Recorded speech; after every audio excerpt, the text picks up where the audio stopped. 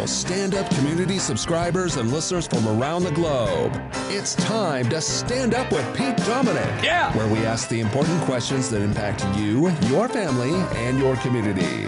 Such as, could bribing my landlord with edibles get me a stove that actually works? Good question. And could my new candle-making business really take off if I could just get on TikTok and show off my hot new skin-tight bodysuit?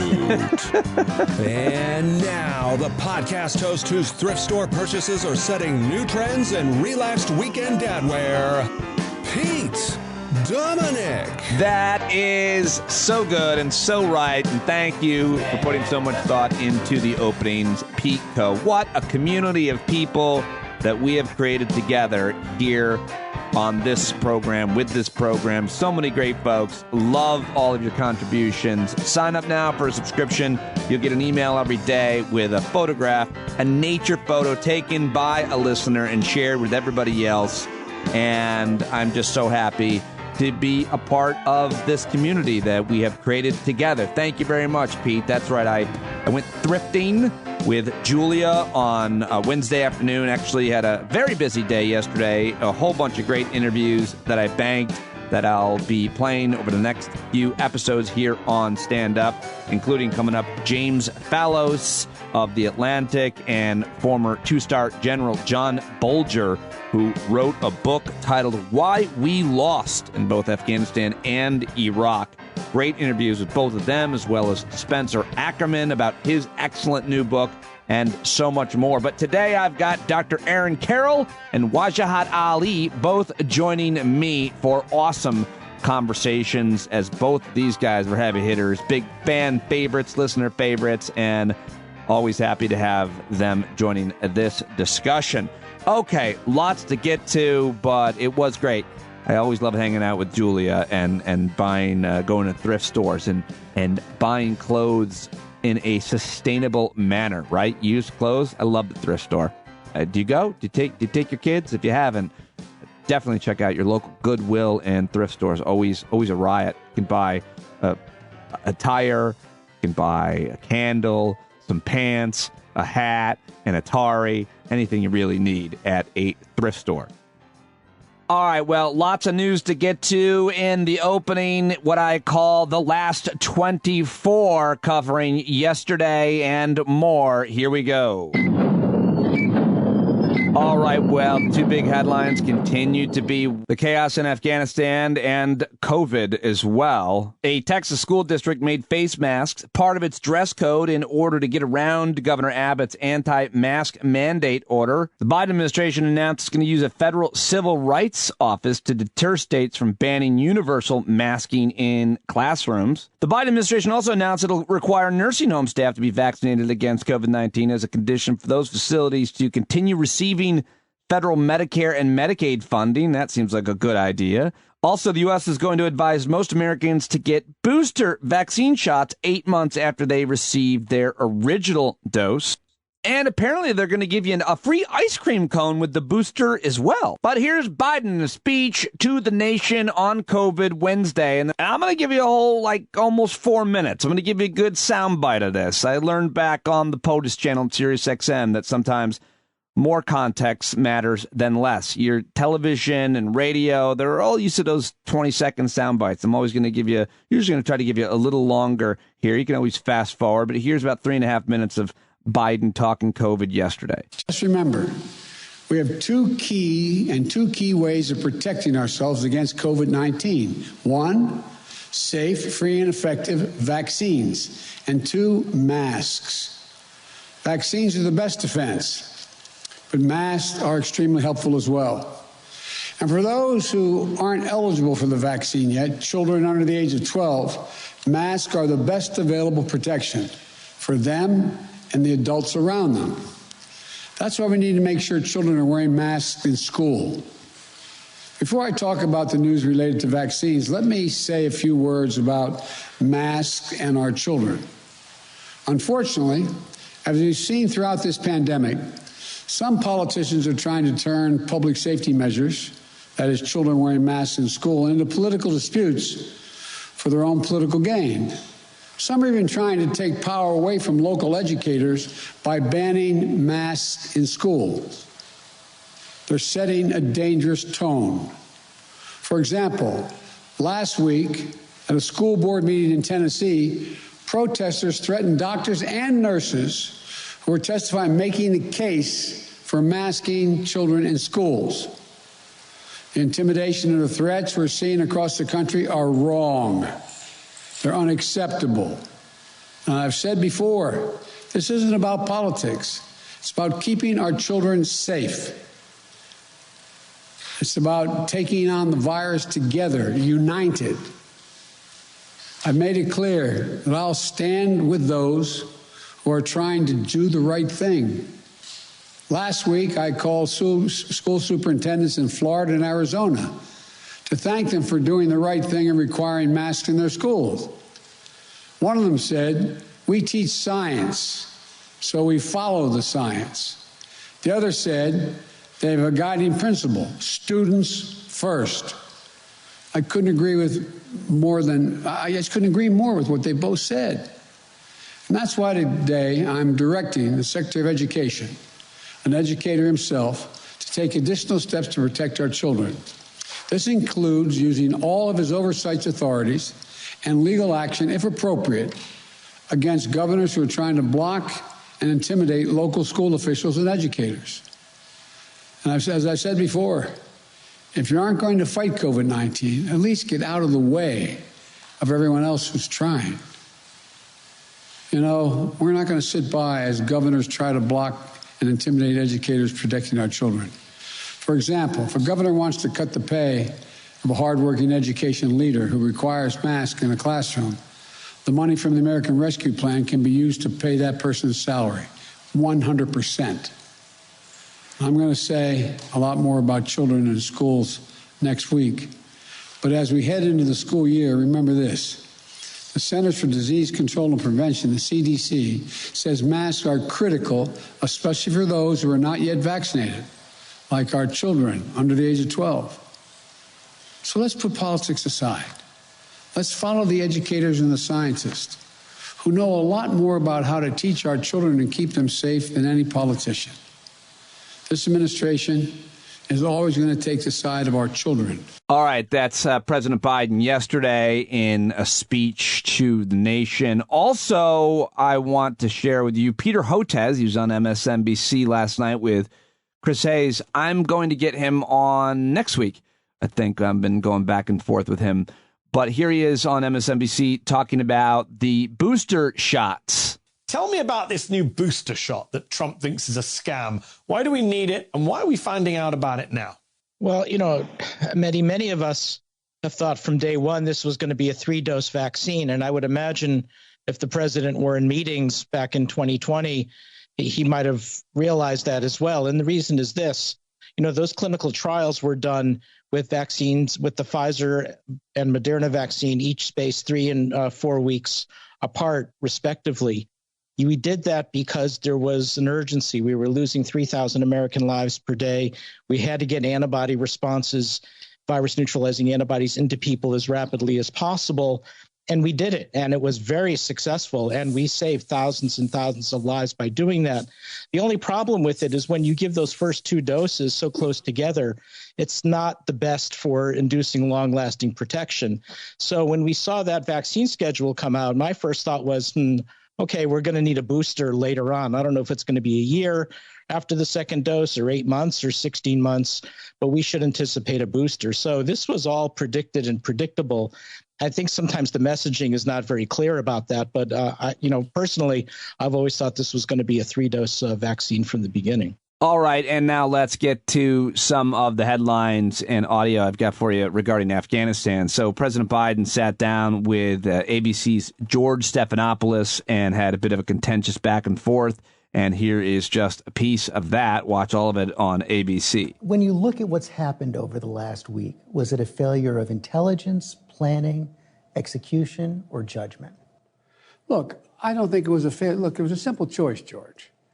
When the Taliban, let me put it another way.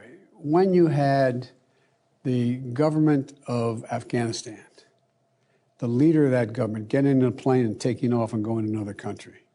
When you saw the significant collapse of the Afghan troops we had trained, up to 300,000 of them, just leaving their equipment and taking off.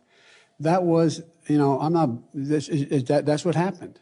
That's simply what happened. But we've all seen the pictures. We've seen those hundreds of people packed into a C-17. We've seen Afghans falling. That was 4 days ago, 5 days ago. What did you think when you first saw those pictures? What I thought was we have to gain control of this. We have to move this more quickly.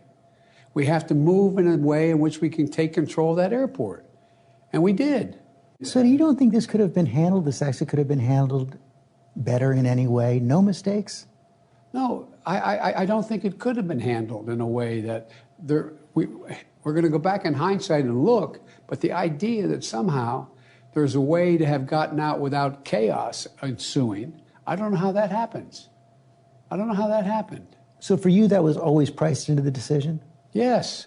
All right, Joe Biden doubling down and getting a lot of criticism for that response, but some support in certain circles as well. It would seem like the Department of, my read is that the Department of Defense military is not on the same page with the intelligence community, specifically the CIA.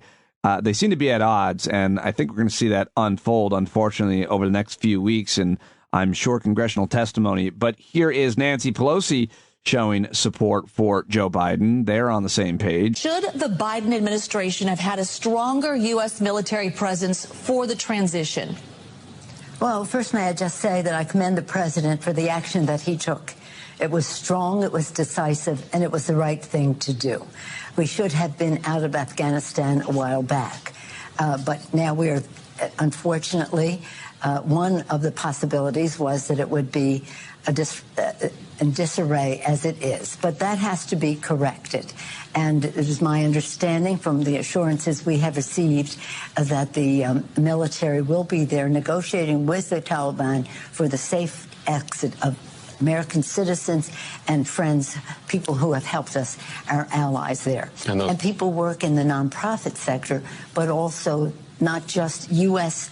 NGOs, but those who have worked in Afghan NGOs as well, who would be targets. Okay, so make whatever you want of those comments. Plenty, I think, of criticism to go around, but I mean, that's why I'm having so many conversations with guests about it, because this is a 20-year war over 4 presidents, and a lot of people want to score political points here, and it's a disaster watching this unfold in Afghanistan, heart-wrenching, as a matter of fact. But I'm not going to sit here and lay blame. I'm going to have longer form conversations with my guests, including today. I talked with Wajahat Ali, and I've got Spencer Ackerman coming up. Like I said earlier, Daniel Bolger is a former general who was in charge of training Afghan security forces in Afghanistan. But Defense Secretary Austin and Joint Chiefs Chair General Milley briefed reporters on Afghanistan yesterday and the situation there after the Taliban has seized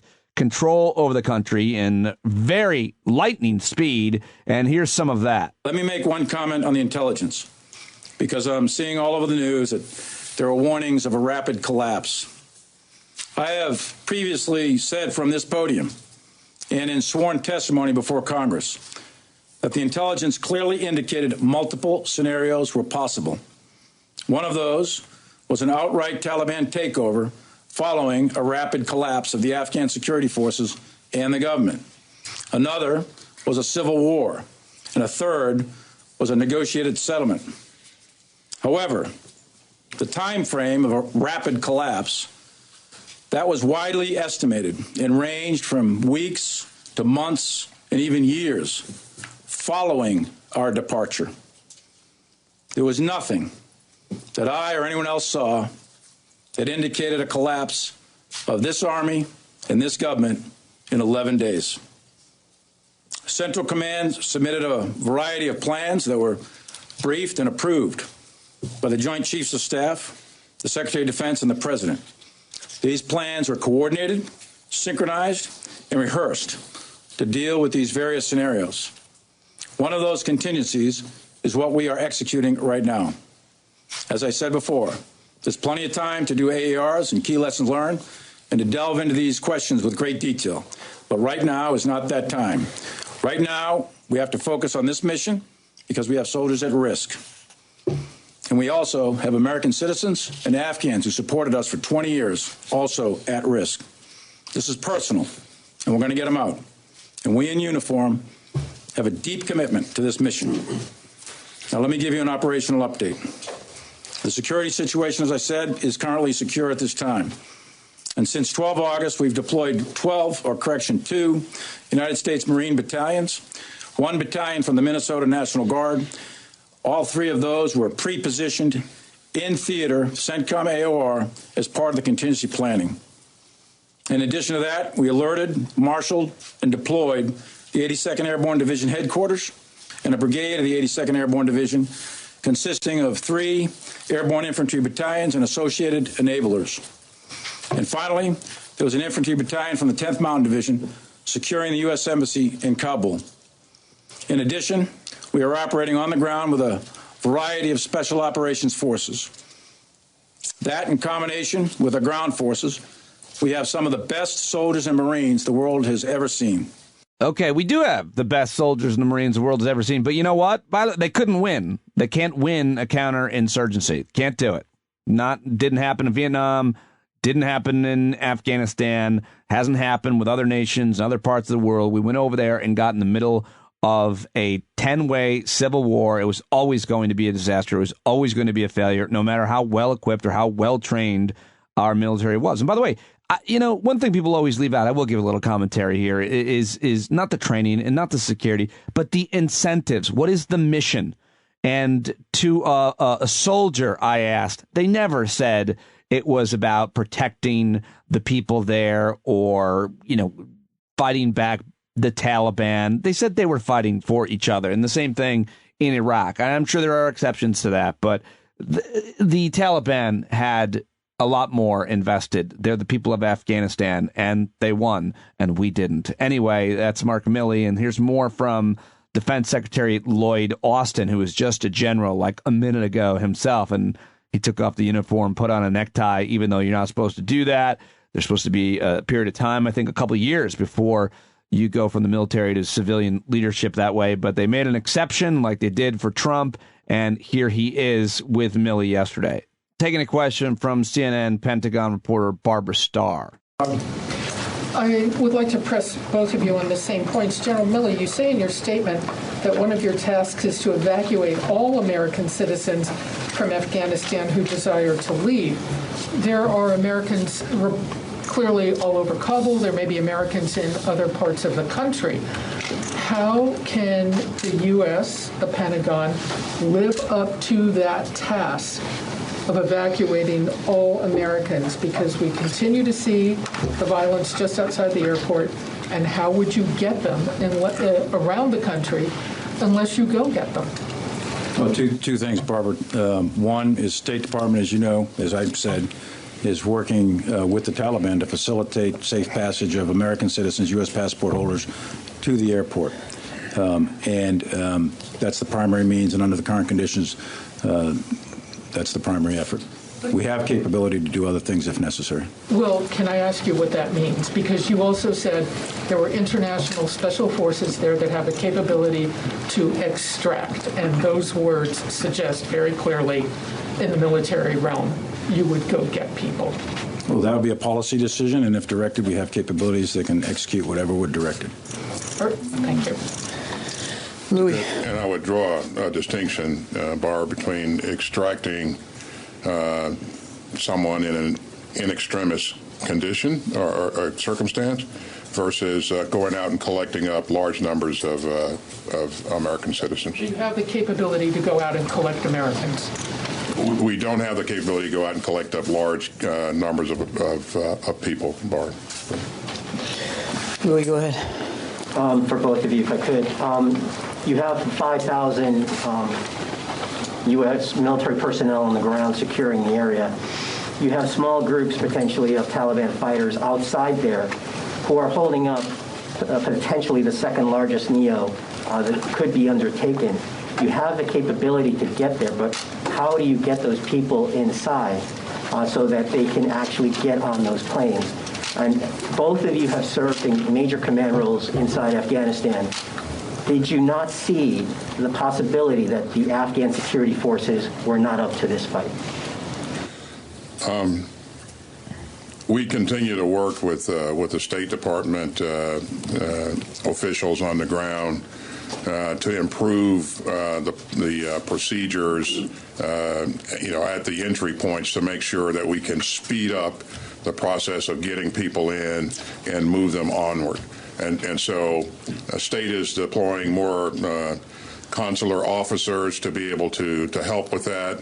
As I stated earlier, we're going to push more military assistance down to the entry points to facilitate these efforts. But we're really working hard to get as many people through as possible. And quite frankly, it's obvious we're not close to where we want to be in terms of getting the numbers through. So we're going to work that 24 hours a day, 7 days a week. And we're going to get everyone that we can possibly evacuate it. And I'll do that as long as we possibly can until the clock runs out or we run out of capability. Oh, my God. Both those guys' voices, especially Secretary of Defense Austin, very deep and manly, can I say? Okay, so make whatever you want of that. I try to get as much audio and context as I can in this news segment, and then you can use your own critical thinking skills and decide what you think about it. I'll give you a little of my commentary as always, but let's move on to a reporter now. Journalist Clarissa Ward continues to do good work, great reporting, and be right in the middle of it all in Afghanistan. And here she is with a dispatch yesterday morning on CNN. So we had to move away, John, because the situation where we were when we did our last live shot was pretty chaotic. But then after the live shot, we went and got very close to the airport, and it was extremely chaotic. We had Taliban fighters all around approaching us, shouting, one man shouting at me to cover my face or he wouldn't talk to me. He was carrying this huge makeshift whip. It was a bicycle lock that had basically been split in two, so the heavy metal padlock was in the middle. And he's just using it to just get anybody out of his way who gets in his way. There was a consistent stream of gunfire. We also were just accosted by people, John, it's so heartbreaking.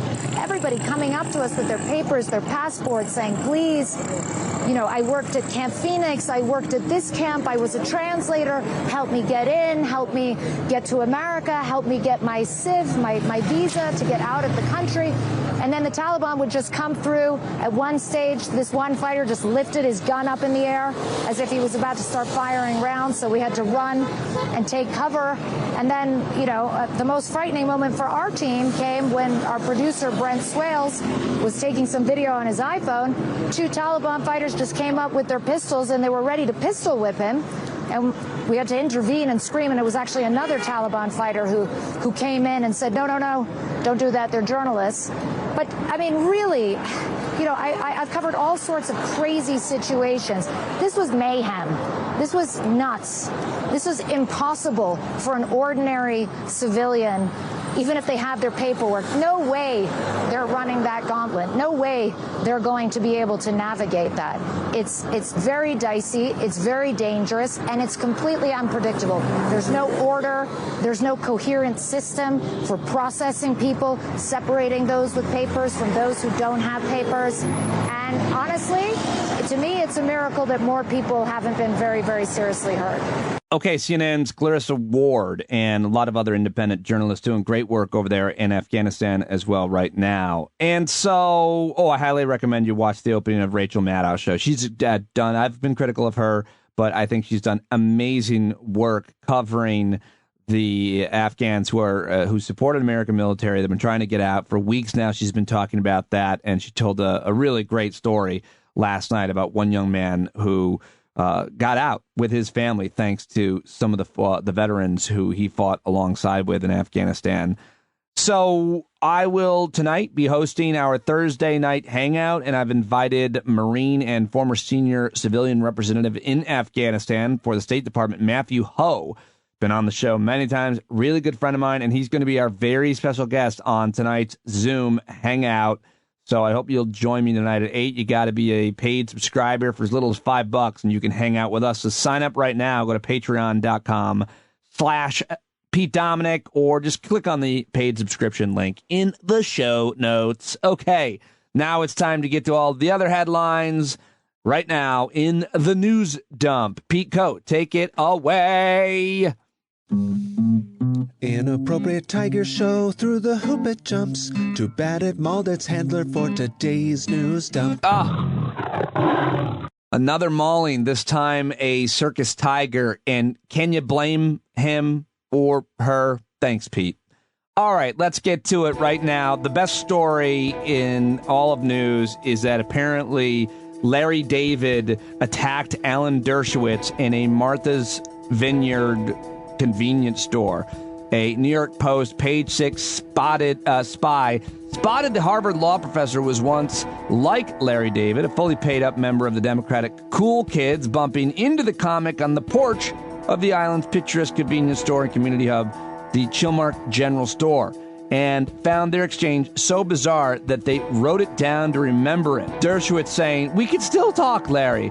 Larry David saying, no, we really can't. I saw you with your arm around Mike Pompeo. It's disgusting. Dershowitz, he's my former student at Harvard. I greet all my former students that way. I can't greet my former students? It's disgusting. Your whole enclave. It's disgusting. You're disgusting. Added the stunned source. Larry walks away. Alan takes off his t-shirt, reveal another t-shirt on there that says, "It's the Constitution, stupid." And we're told Dershowitz drove off in an old, dirty Volvo. Oh, I love that story. Okay, let's move on, though. Housing construction has slumped 7% in July to 1.53 million units. Home construction fell sharply as home builders struggled to cope with a variety of headwinds. If you want to look into that, ABC News. Let's go to another headline, and this one is for those of you sad saps that have mobile accounts with T-Mobile. And I don't know why I'm judging you for being with T-Mobile, but apparently they got some security issues. They had a data breach that exposed the personal data of more than 40 million people, including Social Security numbers, according to T-Mobile. And so you might want to look into that if you're a T-Mobile person. The Biden administration is going to begin rolling out booster shots the week of September 20th. These are some COVID headlines I didn't mention. Healthcare workers and nursing home residents are the first in line. My dad already got his because he's immunocompromised. Speaking of COVID, Garth Brooks, another big artist, canceling tour as COVID-19 cases rise. This is so frustrating. So many performers, including myself, were sure that we would be able to get back out on the road and do gigs. And some people are, but Garth Brooks is doing a stadium tour, drawing obviously thousands of people, but he has announced some cancellations. So if you are holding tickets for a Garth Brooks concert, you might want to look into that. Also, over 20,000 Mississippi students in COVID quarantine after a first week of school there. That's absolutely insane. But here's a good story. I like to read this one. This was breaking late last night. A federal judge has halted a drilling project on Alaska's North Slope. U.S. judge threw out a Trump-era approval for a giant Alaska oil project. I love it. Gavin Newsom, the California governor, says mandatory water restrictions could be coming soon. What does that mean? Tell me, all of our California listeners. Also, speaking of California, they've become the first state to require proof of COVID vaccination or a negative test for indoor events over 1,000 people. And in New York City, restaurants and businesses are suing Mayor de Blasio over a similar vaccine mandate. R. Kelly's trial on federal racketeering and sex abuse charges begins. Who's paying attention to that one? More sad news coming out of Haiti. The death toll has now reached over 2,000, nearly 2,000, over 1 million affected by earthquake. And if you haven't donated to Partners in Health, I think that's an awesome organization.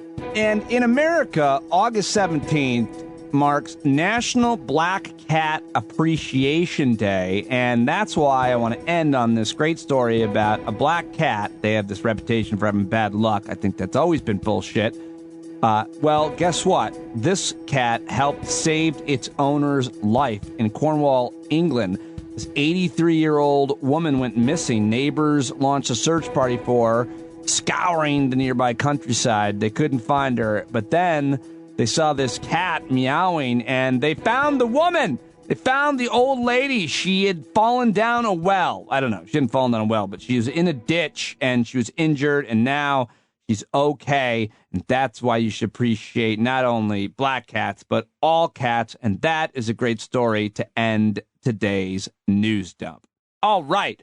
Coming up, Wajahat Ali, one of your all-time favorites. Before that, one of your all-time favorites, I think, one of my longest and oldest guests, the great Dr. Aaron Carroll joins us. But before that, I've got to tell you about my sponsor for today's show, which is ZocDoc. If you're looking to find a new doctor, a new therapist, if you avoided going to the doctor during the pandemic, which I certainly have, dental cleaning, eye doctor, whatever you need, now is the time to catch up on your regular health care. It's always the time. And the best way to do it is to download the free ZocDoc app. It's the easiest way to find great doctors and instantly book an appointment.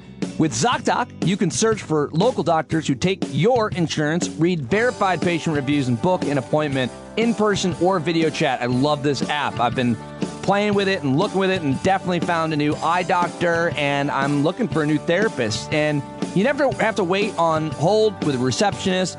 So whether you need a primary care physician, dentist, dermatologist, psychiatrist, whatever you need, ZocDoc has you covered. Go to ZocDoc.com/standup. That's ZocDoc.com/standup. Download the app, sign up for free. Every month, millions of people are using ZocDoc, and I'm one of them. It's my go-to whenever I need to see a doctor. ZocDoc makes healthcare easy. I use ZocDoc. You should use it too. Now's the time to prioritize your health. Go to ZocDoc, ZocDoc.com/standup. Download the ZocDoc app, sign up free, and book a top-rated doctor. Many are available as soon as today. That's ZocDoc.com/standup. Well, while I'm always happy to find a local doctor on ZocDoc and visit them and get the tests I need, I usually text my friend Dr. Aaron Carroll before I talk to anybody else. And he is always one of your favorite guests here on the show. He's now the Chief Health Officer at the University of Indiana. He is a contributor to New York Times Opinion. He makes videos on YouTube, actually award-winning journalism videos for his YouTube channel, Healthcare Triage. And today we are talking about his piece in The Atlantic, which is titled, "Go Ahead, Vaccinate the Kids. The risk of vaccinating children will never be zero, but the alternative is so much worse." He's on Twitter at Aaron E. Carroll, and here we go. All right, so you're saying go ahead, vaccinate the kids. You are making a recommendation. You're giving your opinion. But who is the audience for this? The FDA? Like, why does this need to be written?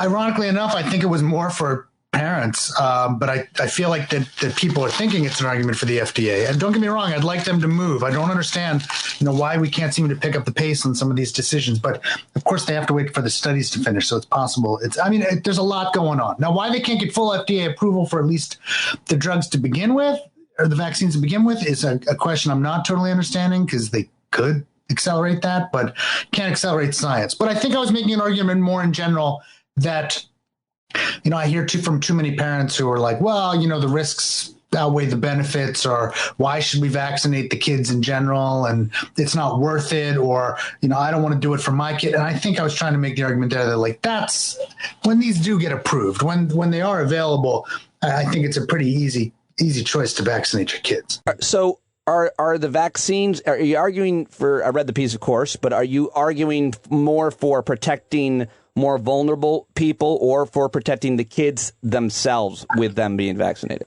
It's a little bit of both. Largely when we talk about vaccines, I think people, their instincts go to, well, what's the risk benefit for an individual? And in this case, it's easy to make an argument from a risk benefit for an individual, certainly for an adult or an elderly person, that the risk to you personally is so massive that there's benefit. But even with kids, I mean, there still have been 350 some deaths of kids from COVID, at least. Many more hospitalizations, 4,000-ish cases of multi-inflammatory syndrome, COVID, or MIC, I think as people refer to it. And those are all real risks. And likely the risks from the vaccines will be very, very minimal, which means I think even from a risk to children standpoint, it's not that difficult a decision. But of course, vaccines also, one of the reasons you vaccinate is to protect those who can't protect themselves, to protect others. And almost all kids have grandparents. Almost all kids have loved ones who are adults, or they might know someone who has cancer. They might have a chronic condition themselves or have a friend who does. So, there's also the protecting each other. And I don't think it's a difficult decision to vaccinate kids to protect those they love. I asked listeners for questions, as I always do when you join us. And Leslie at Noble Pies tweets, can Aaron please tell us what's wrong with people? I can imagine lots. I don't know. I don't know. This is a weird time. I love that question. Well, this. I ask that all the time too, though. I'm like, what's wrong with people? I get it. What's your advice for all of us in our local school board meetings when people are screaming that are anti-mask? How can we handle that in our own communities? Do you support kids wearing masks in schools being mandated? So it's like this is so. Look, it's funny because it's like, when I think about the hills I want to die on, I really want to focus on vaccines, like vaccines. Like right. There's no question. When we're talking masks, I think probably, there's arguments to be made for benefits and risks. And I think certainly in high risk situations, masks have their place. But the problem is that we can't have a discussion about it like you and I are. The problem is it's become a screaming match. Right. And it's become an angry, vicious screaming match. Yeah. That benefits no one. So I'm constantly trying to diffuse things and have rational conversations about this. So, even in our local area, things get pretty heated about masks. And our local school district just decided to mandate masks in schools. And I mean, there's protests. And I think I even heard there might have been someone called in a gun threat. Like, this is just, it's too much. And I'd like us to get to a better place. And I think truly super high levels of vaccination could get us there, where we wouldn't have to have all of these other fights. But we've turned all of this into some kind of really terrible argument, and I wish it weren't that way. Would you send your kid, your unvaccinated kid, to school if there wasn't a mask mandate? Say it one more time. Would you send your unvaccinated kid to school because they're under 12 if there's no mask mandate? Under 12. Yes, I probably would, because I think school's that important. And of course, usually, even if there's no mask mandate, you could make an honest debate about whether you should individually, you could have your child. Like, look, our vaccinated high school age kids were going to school. And I don't think I'm betraying anything by saying that, Amy was very concerned and that there wasn't a mask mandate still because of Delta and the CDC recommendations. And, she's like, what do we tell our kids? And I'm like, well, to be honest with you, I personally feel like we're going to have a mask mandate in a week anyway. So I don't know that I would, go crazy about it. At this point, we had an honest conversation with our kids where we weighed the risks, told them to weigh the risks and the benefits, and try to make an honest decision about, what they would want to do. And for the first few days, I don't think pretty much any kids at school were wearing masks, but probably lots of them were vaccinated. And then the schools came down and changed it. But I'm pleased that we at least tried to have a discussion where we empowered our children to make decisions than to try to have a fight about this for 3 or 4 days that then was moot.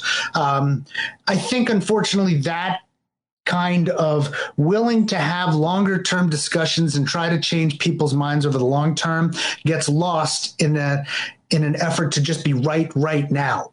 And some of this is convincing over time and doing this. But would I send my kids to school younger if there was no mask mandate? School is massively important. And I would try still to educate and, try to get everyone on the same page and do the best we can. But I would not pull them out of school for this, because school is just too important. I'd also argue that the best thing we can do to protect kids right now is to get everyone else around them vaccinated. Yep. So Vaccinate the teachers, vaccinate all the adults in school, vaccinate all the adults in their lives, and kids would be at much, much, much lower risk. Part of the problem is we also have an enormous number of unvaccinated adults, and therefore that leaves kids at more risk too. Well, I mean, I'll always take whatever answer you give as a parent, and I hope you don't mind me asking that, on the record. But because I think people. Here's my thing with you and I. You're one of my closest friends, and because of that, I know for a fact that you love your kids as much as I love mine. Yeah, absolutely. And since you analyze research for a living and a career I'm not going to do any research. I'm going to ask you, what would you do with your kids that you love as much as mine? And I think that's an important answer. I trust you. And if something horrible happens, I'm okay with it. Yeah, the best thing we could do, numbers 1, 2, and 3, is vaccinate. And so my kids were vaccinated as literally almost the second it was possible for them to get vaccinated. Yep. Demanding that they personally wear masks after that in some environments that are reasonably controlled, there might be some bang for the buck, but I'm not sure how much and whether it's worth, destroying a relationship. Now, if there's a mask mandate, we should comply. Like, we follow the rules and we do what is necessary. And, in high school, I think that they'll be fine. They're not looking at language development and, asking them to wear masks in most situations in school. They did it all last year. They can do it this year if that's the rule. But it's just a matter of I understand the sides of this. And there's no reason for this to get so absolutely heated, especially, after we've gotten them vaccinated. It's some added good, and I understand all that. And I know I'm probably going to tick off some people from this conversation, but it's, at some point we've done a fair amount, and then it's like you can make individual decisions. Yeah. I absolutely believe clearly I'm a fan of vaccine mandates. I mean, I've said that many times. And if my kid's school mandated the vaccines, I'd be like, yay, let's do it. When my school mandated the vaccines, and I think see lots of other schools doing that as well in the future. Certainly lots of colleges and universities have done it. And I think in the future, we'll likely see that happen. We've mandated vaccines in schools for a long time, but that's where I wish we'd spend our political capital. Right. I've been sort of annoyed that we've spent the last few weeks screaming and yelling once again about masks and getting all heated about masks when vaccination would be so much better for so many of these decisions. My teenage daughters are both really into boys. I've told them that they need to mask while kissing. Is that wrong? And is it wrong that I did that even before COVID? You can demand, but I don't think they're going to listen. And this is where, But I mean, all jokes aside, we're raising children, and part of this is we need to keep the lines of communication open. And, there are some absolutes where you're like, this is intolerable.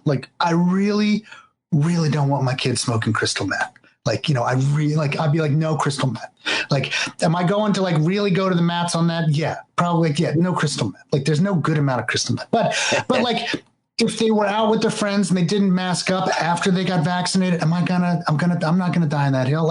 I might have a conversation about safety and discussions, but I'm not going to go nuclear on that, because that's not worth shutting down lines of communication and trust. It's not that big. Right. And so much of COVID in the last year at an individual level with my kids is not that big that I'm willing to blow up what has been a very productive, open relationship where lines of communication and trust are open. And those are necessary for all kinds of conversations with drugs, with alcohol, with sex, with other choices that you make.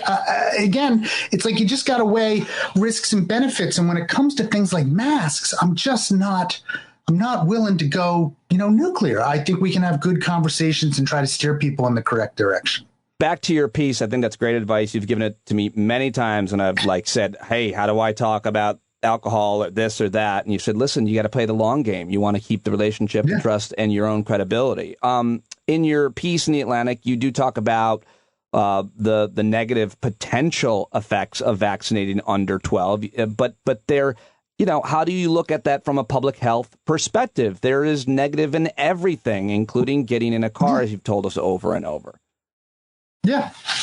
And I mean, we're dealing with this now. I get a lot of questions about like how do I go to work or how do I go into the world when my kid is at home unvaccinated? And I swear this is the pitch for my next piece. But it's like, we have never been good about protecting the weakest among us. Like, you know, we've just talked before. My good friend Jim got cancer years ago. Then when that happened, we all had to go into like protective mode around him, because any infection while you're immunocompromised is life-threatening, requiring hospitalization, antibiotics. His wife's a teacher. The school didn't shut down or care that, like, I mean, they care, but they didn't do anything because her husband has cancer at home. Like, we just have to protect others. We can make sort of some ADA accommodations by policy for those who are at risk themselves, but we make almost no accommodations for those who we live with who are at high risk. And people are sort of like, why won't the world shut down? Because kids at home are still at risk. And I'm like, I wish we had a world like that, but that ain't America. You know, COVID's exposed this. It didn't cause this. We've never been careful about, you know, flu season with kids. Right. And even though kids with swine flu were at increased risk, you know, above adults, it's not as if we shut the world down for kids. Again, and your point exactly, it's like the one I make often is that, you know, the highest risk to kids of death, accidents, it's cars, it's pools, it's drowning. We let kids swim all the time. We put them in cars all the time. We expose them to risk all the time because the benefits out of life outweigh those small but very real risks. School is like one of them. Like, that's the thing. School is massively important for health, for development, for lifelong achievement, for success. You know, we can't underestimate that. And so, you know, just saying, oh, well, it's just school, or we could, like, I don't know. This is where, again, I don't know. I think that there's a reasonable debate to be had here on like what we need to do and how. And I do think we can create schools that are safer. And I'll keep pushing. Number one way to do that is vaccinating. So I do want to ask you, you know, the immunocompromised, everybody now is talking about boosters. My dad got a booster, and he's immunocompromised, and my mom wanted to get a booster because she lives with them, but they rejected her. But who should get one, and should we all get one? And you do, by the way, in your article, and have talked about the kind of ethical decision. Should we be giving out boosters and vaccinating kids while the rest of the world still hasn't been given a shot? So boosters. Yeah. What do we need to know? I ticked someone at, I think, HHS off on Twitter today, because I'm not like I tweeted, you know, I'm not necessarily thrilled about, you know, politics or politicians or what appear to be politicians like creating vaccine policy. Here's the thing, like, no one really knows what the guidance is on boosters at the moment. Like, it's a lot of, well, maybe, or the FDA says, or we think, and it's like there hasn't been like definitive FDA authorization / CDC official guidance with, you know, ACIP recommendations done in public. It just feels as like this stuff's getting done by press release. And so at the moment, you know, we're saying like immunocompromised people or people who are at high risk, who I think have had Moderna or Pfizer, should get a booster, you know, and they have to like attest to that to get it. And if you don't attest to that, you can't get it. But now the administration had a press conference today where evidently like they're saying that, you know, pending and, you know, an independent review by the FDA, you know, on September 20th, we're like opening the gates to boosters. And I'm like, what? I haven't seen the study. I don't think where have we seen the studies? What data? Like, I don't know. And that bothers me. And I try to be consistent in that I really do like to know that this has been debated in public by independent third-party review before we make national policy. And I don't necessarily understand all of this at the moment.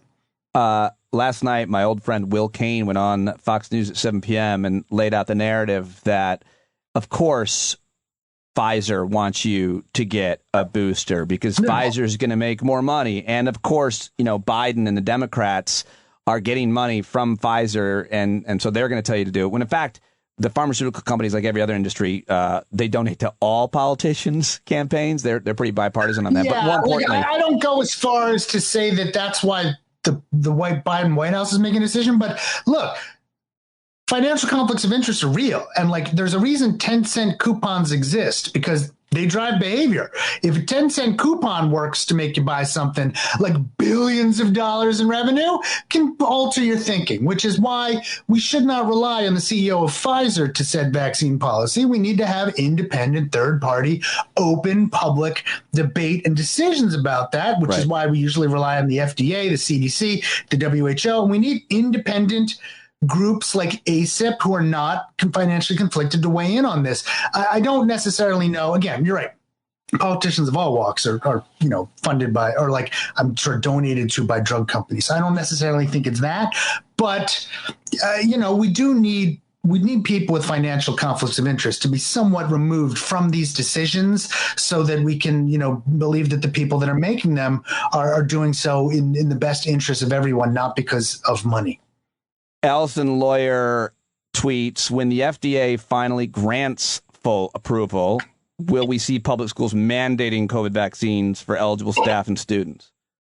Because that seems to be the big hurdle that some of the anti-vax people or some of the concerned people say, well, wait, they rushed it and until FDA approves, and then maybe we will see, optimistically, a whole bunch more people getting vaccinated. I don't know that we will see mandates from like K to 12 the second that these are approved, because usually, because remember again, there's approval, which means like tens of thousands of people have taken these, and we're pretty sure that like we know the major side effects, but we're not sure about the rare side effects. And then we monitor as lots of people take it to see the rare side effects, which is how some things like blood clotting potentially with, J&J was a concern, or myocarditis with potentially with the mRNA vaccines was a concern. And again, and then we still said, but you know what? These are incredibly rare, and the benefits still outweigh the risks. Which is why, many organizations have mandated them. But when they get approved on day one for kids, we'll be back in the tens of thousands stage. And I can imagine that there will be calls that like we should wait until we get to, hundreds of thousands or millions before we start mandating. And I get that. Now, that won't mean that some groups won't rush to mandate and that, lots of people shouldn't rush out and get them. Like I would said in my piece, I'd vaccinate my kids, the day that we could. Yep. But mandating usually has a slightly higher bar than just FDA approval. All right. Final question, just kind of an ethical one. I tweeted this last night just to see. It's always fun to ask people questions on Twitter. And what is your personal, ethics on asking people if they're vaccinated? Like my parents, who are 75 and 77, are going to a party this weekend, and my dad sent out an email. I hope you're all vaccinated. And what if you work with somebody? And can I ask you whether or not you're vaccinated? Not if I'm walking by you on the street or if I'm buying a can of soda from you at the store. I mean, if I'm going to spend a lot of time with you indoors, can I ask you if you're vaccinated? I think it depends on your relationship. It just does. Like, I would ask friends without hesitating and family without hesitating. Yep. When I get outside of those, I don't ask strangers, and I wouldn't ask in a power imbalance either. But what I do is I adjust my behavior accordingly. If I have concerns that I'm amongst people who are not vaccinated, I'm concerned, I'd wear a mask. When I go to the Costco right now, I wear a mask. When I got my haircut today, I wore a mask. I just am, because it's like I don't want to have to go around policing other people's behavior before I make a decision. I just make a decision on what my risk calculus is. Now, we hope we get to a point where so many people are vaccinated that the danger gets so low we don't have to do that, which is what we do with most communicable diseases these days.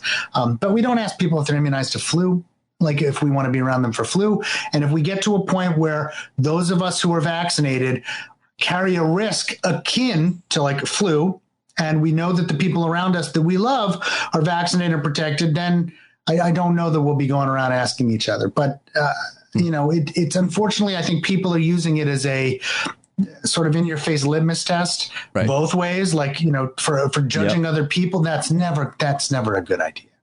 Well, after that haircut, you should consider wearing a hat. I'm saying this as a friend. Appreciate that. Hair's At least perfect. I got hair. Hair's fine. At least I got hair. I didn't know what. Actually, I'm not thrilled. I don't like the way the guy does it when I leave, but I got no trouble. How long have you been with this guy? Oh God, long time. You're in a committed, like how long? You've met me. I don't like change. Like I don't know, at least a decade. With this guy, a decade. I'd say Amy uses the same guy, so it's like I just trail in her wake. I love it. You and your wife go to the same hairstylist? Yeah, it's like as long if she changed, I'd probably have to change. I don't know. I only know people because of Amy. I mean, like, yeah, if it wasn't for her, I'd be, shut in. Thank you very much. I love you. Appreciate it very much. Right back at you. Oh, yeah, Dr. Aaron Carroll. Go tell him you loved him joining me and appreciate it. And he's got to hang out with us on Zoom one night. Again, that's tonight. I'll have Matthew Ho on Zoom. But go tweet him because I think we take him for granted. And I always want new guests to know how much you appreciate hearing them and that we've got a great big audience. But don't forget about folks like Dr. Carroll. At Aaron E. Carroll on Twitter. Subscribe to his YouTube page. Read that piece in The Atlantic. Read him at the New York Times. And get his books, of course. I forgot to mention his books earlier. The Bad Food Bible and more. He's written 3 books debunking myths about your body and your health. Love him. Okay, and I also love my next guest. It's Wajahat Ali. Everybody loves him. I mean, I hear so many listeners talking about how much that he is a must-listen. That you see he's on. Those are always the episodes that you want to tune into, and I don't blame you. We always have a great conversation. He is a funny, thoughtful, brilliant guy, and you can follow him on Twitter, of course, at Wajahat Ali. He's got a new book coming out on sale in January. Go back to where you came from and other helpful recommendations on how to be American. You can read him at The Daily Beast, where he's now a columnist, and you can check him out at Waj Ali. Our conversation starts with him addressing the technical difficulties. We were trying to get connected, and I use a software program called StreamYard, which is awesome. It's like Zoom. And so that's the context you need as we start here with Wajahat Ali. Pete Dominic. There we go. There you go. Okay. How are you, sir? I'm great. It's good to see you. Thanks for joining me. It was, I think StreamYard was racist and kicked me out. They thought I was an Afghan refugee, and they decided, no, we don't want them. Where are you on Afghan refugees? Because my concern is these people are very chatty. They're and they got some sass. Do we need that kind of Afghan sass in the American social fabric? Diaspora. I feel like we've tolerated the Bangladeshi sass and the Pakistani sass, and we got the Bhutanese. And friggin', if you can tolerate the Bhutanese, I mean, that's you're at your wit's end. You throw an Afghan on there, it's just a little too much for us. Yeah. The Bhutanese, I can't even riff on it. I can't. I know so little. I know nothing about their culture, so I can't even you know how they love garlic. I bet those they're like actually we hate garlic. Garlic. They're like, oh God, like Pete gets canceled in Bhutan because garlic, of garlic is the devil to us. You didn't know that. We feel the same way about garlic. Vampires do. Yes. Why would you ever joke about garlic? No, look, this is my take on it. And I know I pissed off many Democrats. I think it's okay to criticize the Biden administration, an administration that you voted for, when they make mistakes. I think it's perfectly fine to encourage them and praise them for their success. The manner of the withdrawal, specifically, I think, our abandonment of Afghans and the fact that Afghans have always been, for the last 20 years, never the primary focus of U.S. policy, but always a secondary focus, is evident in the botched withdrawal. For the fact that we saw the videos of Afghans literally trying to cling on to an airplane about to take off. The fact that we're seeing videos of interpreters and allies saying we're abandoned. The fact that we're saying, oh my God, we were promised visas.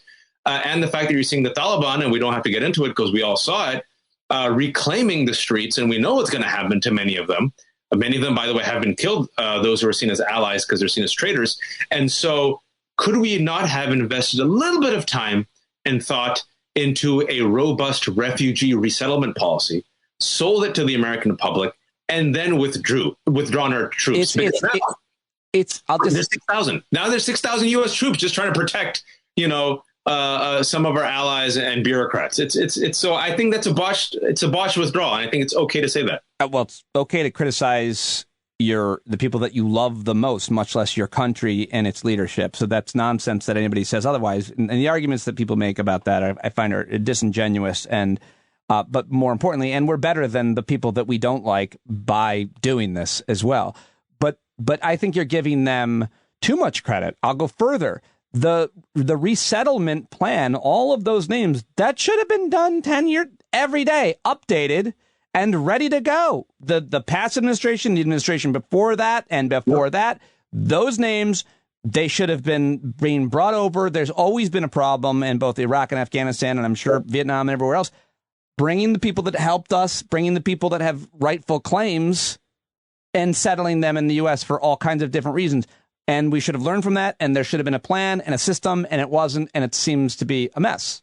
Yeah, and so there are a lot of parallels to Saigon, and you could talk to Vietnamese refugees who literally were there during the fall of Saigon and then came here to this country as refugees, and they go, yep, this reminds me of America's botched response to Vietnam, all of it.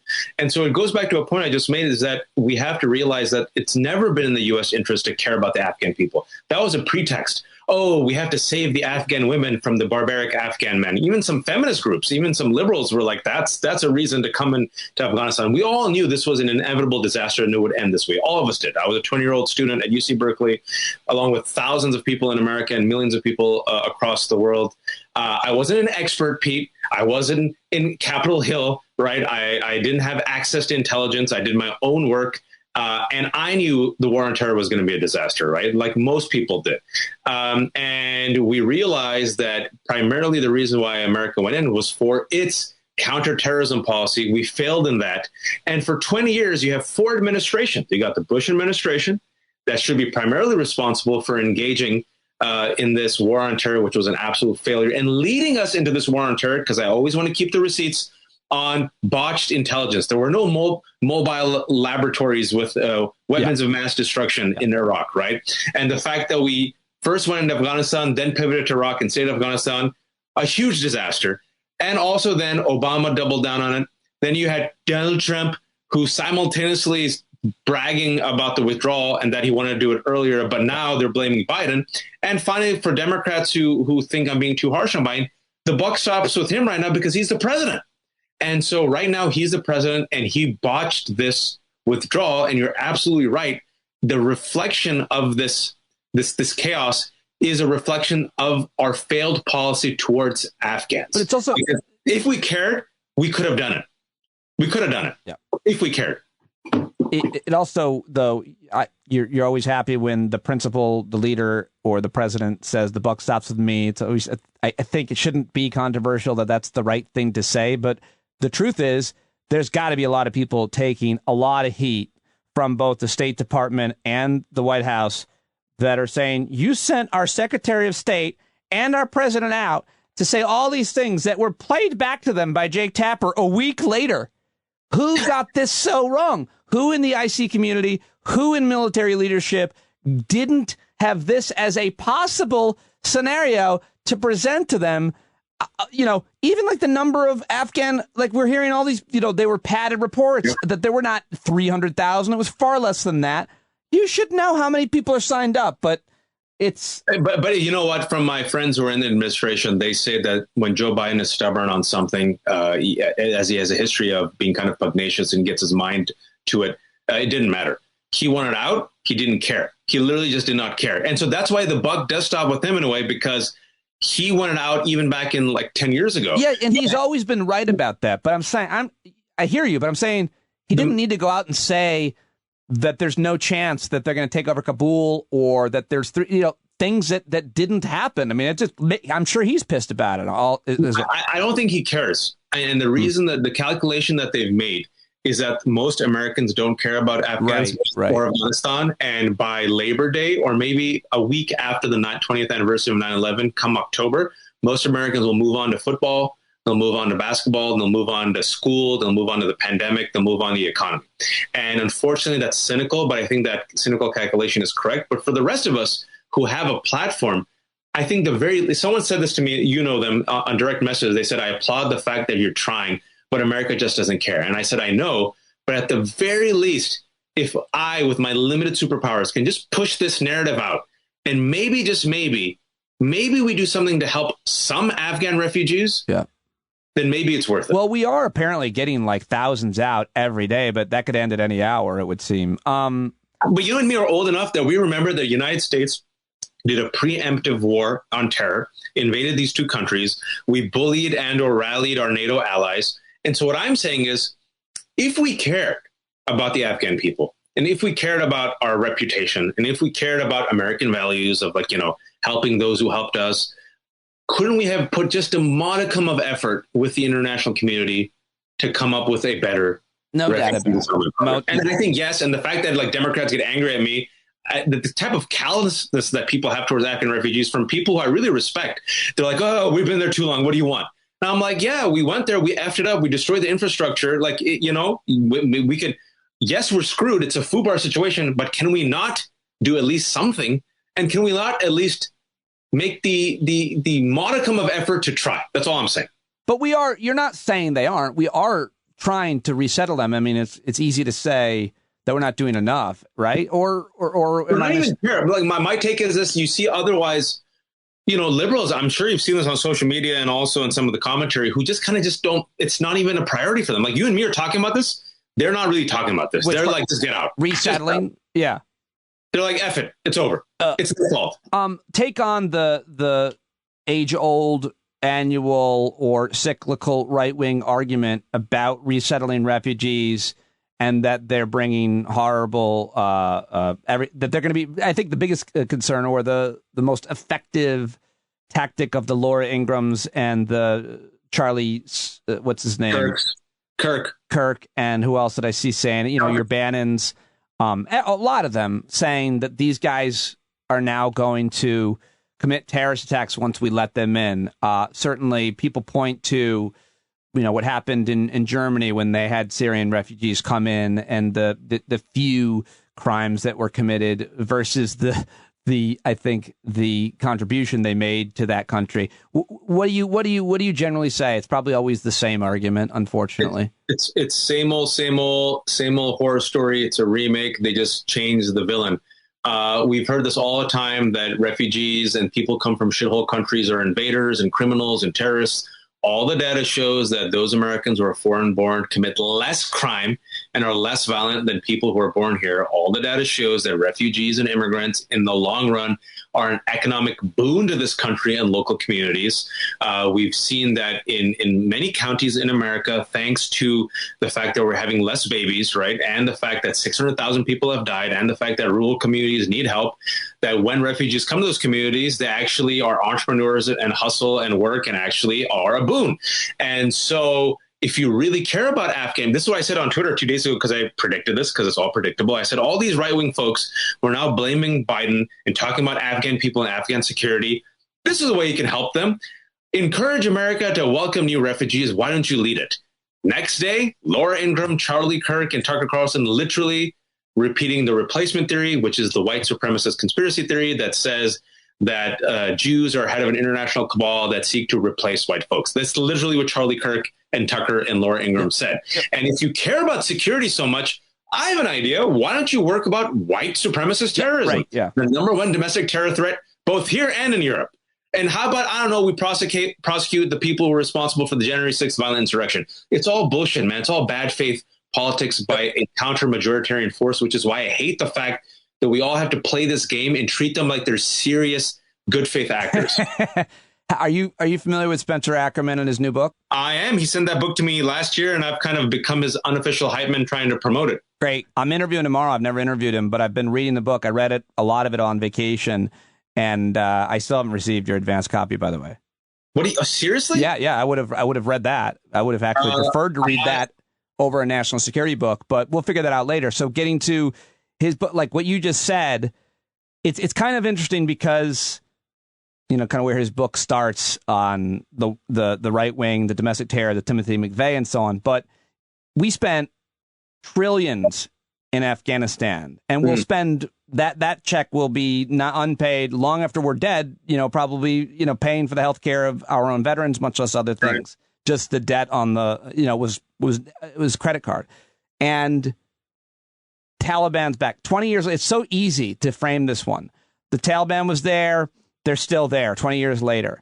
Meanwhile, as Ackerman writes in the book, we have the rise of right-wing white domestic nationalist terror here, and we spend like $1.50 on it. Your take on the rise of the right and the right-wing domestic American all-white terrorism while we were pursuing, the Taliban in Jalalabad.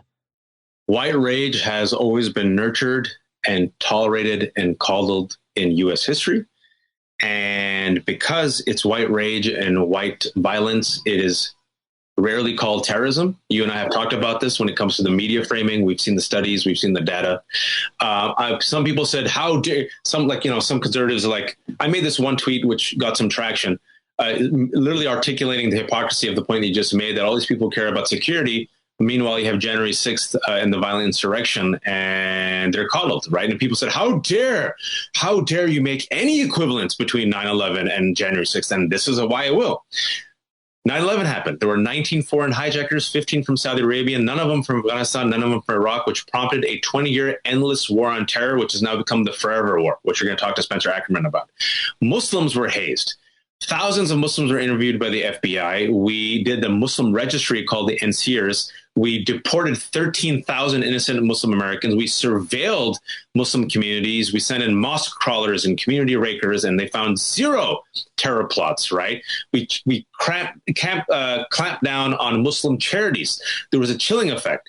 There was prosecution of innocent Muslims, some really shady cases. Look at the Lodi case in Sacramento, for example, right? The Islamophobia that has become rampant against Keith Ellison and now against Ilhan Omar and Rashida Tlaib and against Dilawar Sayed, who, by the way, would be the highest ranking Muslim in the Biden administration for the Small Business Administration. Against every Muslim that if you know that someone's a Muslim, you're getting it. Like every Muslim comedian. Remember Huma Abedin, right-hand aide to Hillary Clinton? Because she's Muslim, she might be tied to the Muslim Brotherhood. Comedians, dude. No, forget. She's at least like you can come up with shit, right, to connect them.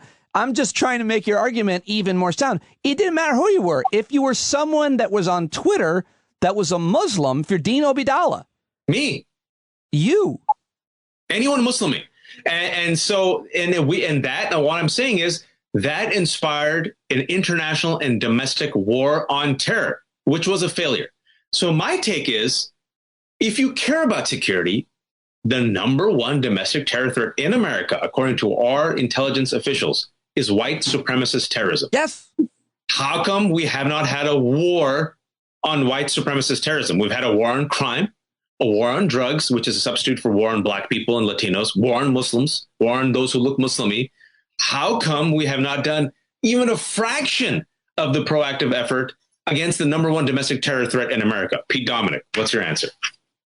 Because they're white Christians, and that's the most American. It's hard to go after your friends and neighbors and people that you know, or at least people that you know that support them, or people that you know that support them. It's so much easier to go after a minority on anything. And I'm going to have a whole bunch of people that are going to agree with me. It's so cultural. It's so ingrained in this country that you can't see the statistics of terrorist attacks in America. They're overwhelmingly from similar-minded, vesseled people, almost entirely white men. You see last week, I'll give you an example. And media coverage has a role to play, and we've seen the data where when there's a Muslim suspect, there's 4 to 7 times more coverage and longer sentences, right? I'll give you an example of last week, a story that would have been huge if he was Muslim. A surf instructor from California. I read this. Took his 2 daughters to Mexico. Yes. Speared them, killed them. With a fishing harpoon spear. Yeah, because he's also like a professional spearer or whatever. Yeah, he shot it through their. Sorry, folks, but he shot it through his children's body. There you go. No, why did he do it? He says he was radicalized by QAnon. Yeah. And he fell deep into the QAnon hole, and he was convinced that his wife was like a demon and sending her demon DNA to her kids, and they were becoming vessels of evil. Yeah. Now, QAnon is part and parcel of the Republican Party, which is why you don't see Republican elected officials really criticizing it, because they know their base follows it. It is also a domestic terror threat, according to the FBI, and they were worried that it would inspire either individuals or groups to commit violence. If that person was a Muslim and did that, They would trace the ideology. Yeah. They would trace the authors of that ideology. They would trace the elected officials who promote it. They would be a massive crackdown.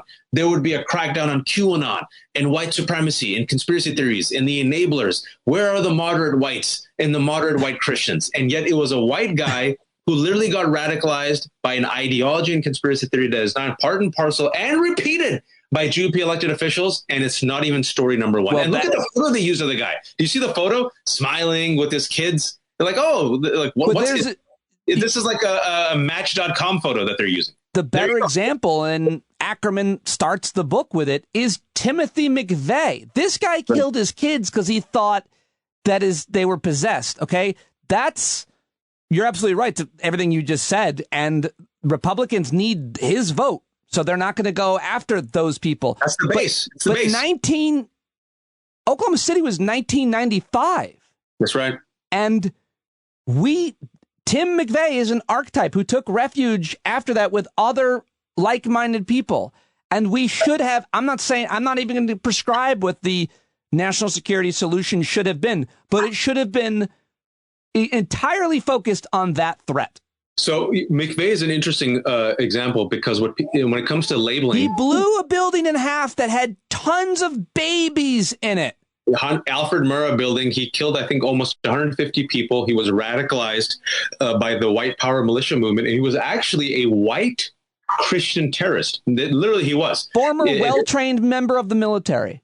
Yeah, and because if you look at his ideology, his writings, the Turner Diaries, which helped radicalize him, the groups that he was part of, it was a deliberate white Christian, a radicalized white Christian mindset. And he was all about, the government's all against us and they're going to, work with the people of color and the Jews. And it's the Zionist occupied government. And he killed nearly 150 people. And guess who they blamed before they found out McVeigh? Oh, yeah. Ackerman writes about that. Yeah. Yeah, they blamed the Middle Easterners and the Muslims. And specifically who promoted that was Daniel Pipes and Steve Emerson, two members of the Islamophobia industry, what I wrote about in a think tank report, but two individuals who were seen as counterterrorism intelligence experts and academics who, by the way, were part and parcel of, and still are, of the Republican Party. Yes. And without any proof, they blamed Middle Easterners and Muslims. And when it became Timothy McVeigh, lone wolf. But he's not a lone wolf. White power militia. And more importantly, that ideology, it's the ideology of al-Qaeda that you need to be concerned with. It's the ideology of Timothy McVeigh that you need to be concerned with. It's not a lone wolf. It's an ideology that has been around for a long time. I know I got to let you go. Last question is just anything, your thoughts. You're always thinking, is obviously really personally important to you, what with your immunocompromised child, about all things COVID. You're always tweeting about them. It's gotten so bad again in so many parts of this country. It is to some extent seemingly to Americans, but cases and deaths are rising seemingly everywhere. What are your thoughts here in August 2021 about where we are at with this very curable disease? Like, join the fight. Be an American doesn't mean go and build airplanes. It doesn't mean go overseas and fight and run up a hill. It means get a shot. And you know what? You don't even have to go get the shot. We'll bring it to you. It's free. Joining the fight means I'll come to your house. You just have to open the door. You know what? You don't have to open the door. I'll just leave it open. I'll come in. You have to get up and I'll give you a shot. And you are a great American and you've joined the fight against something that's killed more Americans than any other thing. Literally sit on your ass and have Cheeto dust on your shoulder, watching Netflix, half awake with drool. And we'll come in with the free vaccine and we'll give it to you as millions around the world desperately await. Oh, and enter you in the lottery, by the also. Yeah. And for a scholarship for your kid, you can win shit by joining the fight. We'll give you $100. We'll even give you money. And you can literally like you can be jerking off. Just you can masturbate while we're doing it. It's fine. No, I don't think that. I don't agree that a person should be masturbating while a kind health worker comes over. You've taken it too far. I think you said you. I think you could tolerate that. You said if you were going to do it, I could. I'm not saying I couldn't do it. I'd feel bad for the poor nurse. Yeah, for them, no. But I'm saying like literally we're in such a desperate situation right now, and it's a culmination of the conversations that we've had on your show for the past 4 years, and what I've said on CNN, and I hate It's not like I told you so. It's like when you feel like you're a Cassandra trying to warn America about what is so clear in front of you, that we're dealing with a counter-majoritarian force that will further weaponize and radicalize and turn authoritarian. And I cannot tell you how many times on social media or in responses or in the green room or on TV, I was called hysterical and reactionary and, oh, you browns and you Muslims and you blacks and you're just talking too much. And I'm like, look at the data, look at the pattern. And now you're seeing an intersection of CRT and white rage and anti-science and disinformation and replacement theory and Tucker and Laura Ingraham. And now we have a movement in this country that is literally going to choose death for freedom. Climate. And, climate change. And people always say, remember people always said, oh, America will unite if there was a global threat. If this was like the day the earth stood still and an alien race came in and said, we'll kill you all, then we'll finally put aside our differences. Well, I give you coronavirus. I literally give you a pandemic that does not discriminate and is bipartisan. And this cult that we have nurtured in both sides and coddled, as we still do even after the January 6th insurrection, going back to our previous conversation about white rage, literally is killing children now. You're seeing kids die, and they are not going to yield. And so here I am as a parent with an immunosuppressed kid. Our school starts next week. We had a Fairfax County, a town hall yesterday. Our schools have gone in the opposite direction because schools are now overwhelmed due to virtual learning. So my son now apparently has to go to school where he's going to get exposed. These are kids, man. My kid's like friggin' 6. They're not going to sit there with their masks on all the time in cafeteria and eat their food. Then he's supposed to come back home to my daughter, exposing my daughter. And so we're trying now to get my son to do virtual learning, which is a huge hurdle because they're like, you have to prove that all the children who demand virtual learning somehow, they cannot make it. And I'm like, we have a immunosuppressed kid. There's no vaccines for kids. Like my son's going to come back home. So this is what's freaking keeping me up at night. Yeah. And we're a year and a half into the pandemic, and I'm still sympathetic and empathetic. But when I get that anger, Pete, it's that how much more am I supposed to tolerate the bad faith actions of nihilists, even if they're radicalized through disinformation? Because it's a year and a half on. We could have controlled it. We could have reopened America. This shit's not going to last a year, probably another year. And I want vaccine mandates, man. And if you have the freedom and the choice to not take the vaccine, but I should have the freedom to move on with the majority. I think you're absolutely right. And I'm sorry to hear that that's the situation where you're at. And the alien scenario, what would happen really is the aliens would come in, they would indiscriminately kill us in blue states and red states, or they would probe our anuses, and all of us, though, again, indiscriminately. And the Trumpers, the maggots, would say those are liberals and alien costumes. Literally. The deep state conspiracy is so profound now that they believe that we are an international cabal of demon-possessed sex traffickers who also engage in pedophilia and eat children and are trying to control the white race. Literally, that's where we're at right now. And so it comes a point in time where the majority has to say enough is enough. And I think the way you do that is vaccine mandates. And if you do vaccine mandates, I believe you will convert a lot of people who haven't gotten vaccinated, because as Kaiser did the survey, real quick, Kaiser did the survey trying to figure out why people who are unvaccinated got vaccinated. The 3 reasons is that they saw a lot of people do it and they're like, oh, it's safe. Number 2, a lot of their social circles started doing it, like family and friends, churches. The third one was when they started realizing they will lose access to things they want to do. Or things that they have to do. Yeah. And so you want the freedom not to get vaccinated and spread COVID and be a petri dish for the next mutation and like have me learn. Yeah, that's Greek. What I want. I want that freedom. It's freedom. Yeah, freedom. It's freedom to learn Greek alphabet letters. I'm going to be more than Delta. I'm going to be freaking Sigma. I'm going to be Sigma Nu.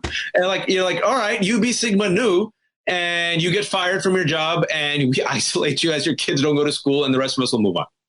Happy anniversary to you and your lovely bride. I saw that you tweeted that. 9 years. Congratulations. 9 years, man. I'm very lucky. She married me when, and this is for those who listen and who might be going through tough times.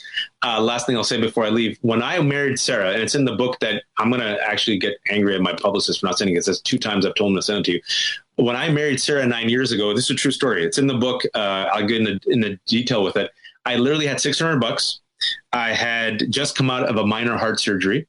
My parents, and you'll know this more about in the book, so I won't share it, were both in jail. I was taking care of my grandmother who was sick. Everyone thought I was killing it because I'd written a play and, they saw me on TV. But, the life of artists, people think, how it is. Yeah. I was broke as broke. And my wife went to Mayo Health Clinic, Harvard, and UCSF. She's like something about Married for Pakistanis. Every guy wanted her. Super smart, super hot, from a pretty, upper middle class, hardworking but humble Pakistani doctor immigrant family. And all I had was a 97 Toyota Camry, $600, a Samsonite bag, a PS3, and some books. And we eloped, and she decided to invest and believe in me when I had nothing. And so I'm very grateful to her. But she asked you to leave the PS3 behind. No, I brought that. That's and what a good wife she is for I think her second or third wedding anniversary. She got me a PS4. My wife is so thoughtful that she felt bad for me when on our trip to Mexico, I accidentally went in the water with my weed in my pocket. And she forgave you? No, she just felt bad. She's like, "Oh, I'm sorry, your weed is ruined." She was so thoughtful. Wife. That's thoughtful. That's a good wife. That's like a wife. That's a keeper. Because other women would have been like, "You loser. You wasted money on good weed and you sabotaged it and you just belittle you for like hours." She was like, "Oh, I feel bad for you." Yeah. So me laying it out there to dry it. Thank you very much. Thanks, man. I really appreciate it as always. Love you, buddy. I'll talk to you soon. And thanks. And everyone, encourage people to listen to Pete Dominic. Are you getting more subscribers? I can't even believe that it's still going well, but it is a testament to getting guests like you on a regular basis. So thank you. No, and your talent and your work. Thank you, everyone. And I'm now off to buy dilly bars for my wife because that's what she wants. Very good. The dilly bar with the dollop. That's what she wants. The dilly bar with the dollop. I'm going to go look that up. Not sure if it's a dessert or an exercise equipment. Probably both. Thank you, sir. Love you. Later. Bye. Bye. All right. Wajahat Ali Deli Bar. I think it's an ice cream treat from Dairy Queen. I think that's what he was talking about. Still don't know. Oh. Okay. Always so great talking with him, and thank you very much. Go say hi to him and thank him for joining us on Twitter. He'll see it. At Wajahat Ali on Twitter, at Aaron E. Carroll on Twitter as well. Thank you to Pete Coe and John Carroll, as always, for the news dumps, the opening, and the music. Go support them as well. I hope to see you tonight. Matthew Ho is going to join us for a Zoom hangout. If you're a subscriber, if you're not, sign up now. Now is the time. Come on. I met some guy up in Boston, said he listens to the show every day, never misses a show. And another listener was there. I was like, "Oh, are you a subscriber?" Guy's like, No, I've been meaning to. Like, come on, dude. Putting hours and hours and years of experience and credibility into this baby. You can pay $5 a month or more. Thank you to all of the new subscribers. You know what? I think I'm going to say all the names of all the new subscribers, or at least the last like 20 or so, tomorrow's show. I hope I don't forget that. I'm going to forget it. I better write that down. Thank you guys very much for listening. Johnny Carroll, take us out right now. When the tyrants taunt you and the sirens tease, you better stand up. Stand up. Let the brave meet the challenge. Let the weak flee. Oh, you better stand up. Stand up. When you're tired of begging, saying pretty please, that's the time you gotta finally get up off of your knees. When you can't see the forest for the burning trees, you got to stand up. Hey, you've been sitting so long, you got the creaky knees, you got to stand up. Stand up. I think you're driving wheels with leaking grease. Boy, you better stand up. Stand up. Well, there's a whole lot more of us who know what's right. They'll keep right on ignoring us if we keep sitting tight. You got to open up the window to let in some light. You got to stand up. That's right. You got to rise up. You got to stand up. You got to stare the devil straight in the eye. Let him know it's his turn to go. See it clear when all you hear is a lie. Don't get up off of your butt, down off of your fence. Even if it ain't a very friendly audience, well, they'll begin to listen when you